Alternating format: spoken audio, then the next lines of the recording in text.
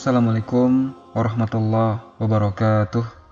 Alhamdulillahi wahda, wassalatu wassalamu ala rasulillah. Sahabat Ferry Channel, rahimakumullah. Pembahasan di video kali ini kita akan membahas atau menyingkap rahasia jin korin, yang mana jin korin ini ada di dalam setiap diri manusia. Apa itu jin korin? Ikhwatal iman rahimani wa rahimakumullah. Kalau kita bicara tentang jin korin, Al-Imam Ibnu Utsaimin rahimahullahu ta'ala mengatakan Al-Qorinu wa syaitan musallat alal insani biiznillahi azza wa jal ya'muruhu bil fahsya wa yanhahu anil ma'ruf. Jadi pembahasan yang akan kita bahas di video kali ini adalah jin korin. Jin korin adalah syaitan yang dikuasakan terhadap manusia, tentu karena izin Allah subhanahu wa ta'ala, di mana jin korin ini memerintahkan manusia dengan fahisya, kekejian, dan mencegah manusia untuk melakukan yang ma'ruf. Dan itu berdasarkan firman Allah subhanahu wa ta'ala, As-syaitanu ya'idukumul faqra wa yamurukum bil fasya. Setan itu menjanjikan kepada kalian kefakiran dan memerintahkan kalian untuk melakukan kekejian. Wallahu ya'idukum maghfiratan minhu wa fadlan, wallahu wasi'un alim. Dan Allah menjanjikan kepada kalian ampunan dan keutamaan. Dan Allah amat maha luas rizkinya, lagi maha mengetahui. Ikhwatal iman rahimani wa rahimakumullah. Setiap manusia pasti ada korin. Dan korin ini ada dua macam. Ada korin dari kalangan jin dan mereka adalah syaitan. Dan mereka adalah jin kafir. Dan ada korin berupa malaikat. Dan dua-duanya ibarat barat dan timur, tidak mungkin ketemu. Dan keduanya ini bisa kita rasakan. Saya, Anda, dan siapapun bisa merasakan. Apabila hati kita ini terdorong untuk melakukan kemaksiatan, melakukan kekejian, kemungkaran, dan kezoliman, artinya jin yang ada pada badan kita itulah yang memberikan was-was untuk melakukan hal itu. Tapi jika yang kemudian yang diperintahkannya adalah memerintahkan kepada kebaikan, kepada ibadah dan ketaatan, berarti itu datang dari malaikat yang mencintai kebaikan. Ikhwatal iman rahimani wa rahimakumullah. Seperti apa jin korin ini? Apakah setiap manusia memiliki jin korin? Apakah para nabi juga memiliki jin korin? Bagaimana pula dengan korinnya para nabi? Dan apakah juga korin ini akan meninggal ketika manusia yang dikorininya ini meninggal? Di dalam surah Qaf, Allah subhanahu wa ta'ala berfirman, A'udzubillahi minasyaitonirrajim. Laqad kunta fi ghaflatin min haza fakashafna anka ghita'aka fabasarukal yawma hadid. Sesungguhnya kamu dahulu lalai tentang peristiwa ini, maksudnya kematian. Banyak orang yang lalai bahwa dirinya akan mati, banyak. Maka kami singkapkan tutup yang menutup matamu. Ada yang mengatakan bahwa ketika seseorang itu mengalami sakaratul maut, maka hal-hal yang gaib disingkapkan kepadanya, ditampakkan, di mana dia mampu melihat malaikat-malaikat yang hendak menghampiri dan mencabut ruhnya. Ada juga yang mengatakan dia mampu memandang catatannya semasa hidupnya, dia sanggup memandang catatannya. Apakah catatan yang baik atau catatan yang buruk, disingkap semuanya. Sehingga penglihatannya pada hari itu sangat tajam sekali. Wa qala qorinuhu haza ma ladayya atid. Dan korin yang berupa malaikat yang menyertai selama hidupnya, dari dia lahir sampai dia wafat, berkata, inilah catatan perbuatan yang ada padaku yang kucatat selama aku hidup. Alqiya fi jahannam kulla kafarin anid. Maka Allah berfirman, lemparkanlah olehmu berdua ke dalam neraka jahannam semua orang yang sangat ingkar lagi keras kepala, manna'ilil khairi mu'tadi murib, yang sangat enggan melakukan kebaikan, melampaui batas dan bersikap ragu-ragu. Allazi ja'ala ma'allahi ilahan akhara fa'alqiyahu fil azabi syadid, yang mempersekutukan Allah dengan Tuhan yang lainnya, maka lemparkanlah dia ke dalam azab yang sangat keras.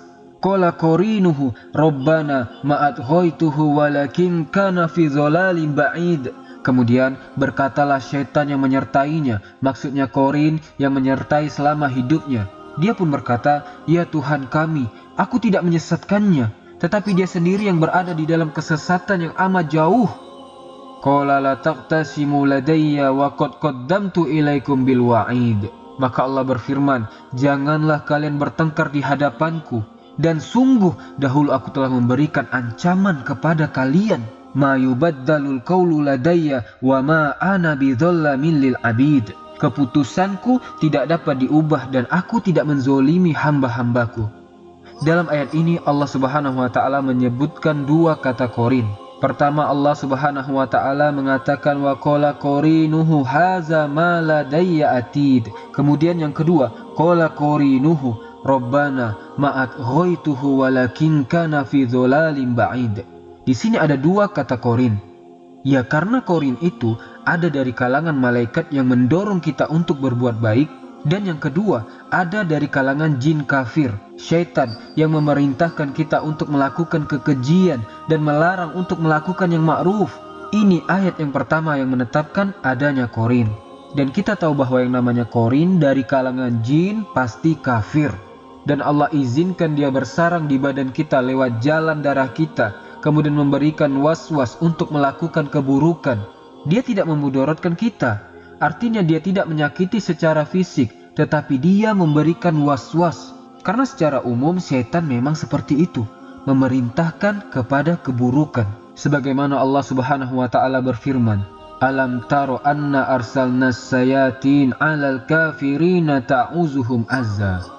Tidakkah engkau melihat bahwa sesungguhnya kami telah mengutus setan-setan itu kepada orang kafir untuk mendorong mereka berbuat maksiat dengan sungguh-sungguh? Memang begitulah syaitan, diutus iblis untuk mencelakakan manusia sebagai bentuk dendam kesumat iblis kepada Adam dan anak turunannya. Ikhwatal iman rahimani wa rahimakumullah. Kemudian ayat yang kedua Allah katakan dalam surah Zukhruf ayat ke-36. Allah Subhanahu wa taala mengatakan, "Wa may ya'shu an dzikri rahmani nuqayyid lahu syaitanan fahuwa lahu qarin." Dan barang siapa berpaling dari pengajaran Allah yang Maha Pengasih, kami biarkan syaitan menyesatkannya. Dan setan itu akan menjadi teman akrab karibnya. Di sini ada kata-kata fahuwa lahu qarin. Jadi, orang-orang kalau seandainya lupa mengingat Allah Subhanahu wa taala, lupa kepada solat, lupa baca Al-Quran, lupa berzikir, lupa bersedekah, lupa berbuat baik, berarti dia sedang diberikan was-was oleh qarin, jin kafir ke dalam hatinya. Sehingga kebaikan-kebaikan itu dilupakannya, itu makna ayat ini. Jadi, pada diri kita itu ada qarin yang memberikan was-was supaya kita lupa berbuat baik. Tetapi kalau seandainya hati seseorang itu dipenuhi dengan iman, dengan takwa, rajin ibadah, baca Quran, berzikir, maka qarin pun tidak bisa berbuat apa-apa terhadap kita. Karena memang dia tidak bisa menguasai kita, tidak, hanya diberikan was-was saja. Ikhwatal iman rahimani wa rahimakumullah. Bahkan dalam sebuah hadis dari Abdullah ibn Mas'ud radhiyallahu an, Nabi SAW bersabda, "Ma minkum min ahadin ila waqad wukila bihi qarinuhu minal jin." Kata Nabi SAW, tidaklah dari kalian seorang pun kecuali telah dikuasakan padanya teman dari kalangan jin. Sahabat bertanya, "Wa iyyaka ya Rasulullah? Apakah juga dirimu? Dalam badanmu ada qarin wahai Rasulullah?" Qala, maka Rasul mengatakan, "Wa iyaya, termasuk diriku. Illa anallaha a'nani alaihi fa aslam, fala ya'muruni illa bi khairin." Tetapi qarin, jin yang ada pada badanku, kata Rasulullah, sesungguhnya Allah telah menolong diriku, fa aslam, maka dia pun aslam. Sebagian para ulama mengatakan kalau dibaca dhamma fa aslamu, maka artinya jin itu tetap kafir. Tetapi tidak memerintahkan Rasul untuk melakukan kejahatan. Tidak pengaruh kepada Nabi SAW. Tetapi kalau kemudian dibaca fathah bukan dhamma, fa aslama, berarti jin itu yang ada pada badan Nabi SAW telah masuk Islam. Fala ya'muruni illa bi khairin, sehingga dia tidak bisa memerintahkan diriku, kata Rasul, kecuali kebaikan. Jadi ada yang mengartikan fa aslamu, artinya kemudian dia pun tidak bisa apa-apa denganku, tidak pernah memberikan was-was keburukan kepadaku, atau dibaca fa aslama, dia pun masuk Islam. Dan ini teman-teman masyhur di kalangan para ulama. Ada yang membaca dengan dhammah dan ada yang membaca dengan fathah. Bahkan dalam sebuah hadis yang lain, Nabi SAW suatu ketika keluar di malam hari. Ketika itu giliran Aisyah radhiyallahu anha. Kata Aisyah radhiyallahu anha, "Faghirtu alaihi." Aku pun cemburu karena disangkanya Rasul keluar malam itu hendak ke istrinya yang lain.